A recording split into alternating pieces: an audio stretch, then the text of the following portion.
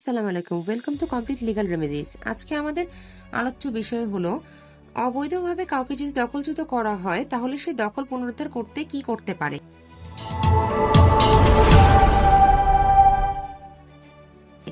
অবৈধভাবে দখলচ্যুত ব্যক্তির দখল পুনরুদ্ধার নিয়ে বাংলাদেশে 2023 সালের ভূমি অপরাধ প্রতিরোধ ও প্রতিকার আইনে বলা আছে। এই আইন অনুযায়ী কোনো ব্যক্তিকে যদি আদালতের আদেশ ছাড়া তার জমি থেকে উচ্ছেদ কিংবা দখলচ্যুত করা হয় তাহলে সে তা পুনরুদ্ধারের জন্য এক্সিকিউটিভ ম্যাজিস্ট্রেটের নিকট আবেদন করতে পারবে। এক্সিকিউটিভ ম্যাজিস্ট্রেট দুই পক্ষের বক্তব্য শোনার পর যদি মনে করে দখলচ্যুত ব্যক্তিকে অবৈধভাবে দখলচ্যুত করা হয়েছে তাহলে সে জমিতে ওই ব্যক্তির দখল পুনর্বহাল করতে পারে। আবেদন করার পর 3 মাসের মধ্যে এই সমস্যার নিষ্পত্তি এবং দখল পুনরুদ্ধার করতে হবে বলে এই আইনে বলা হয়েছে।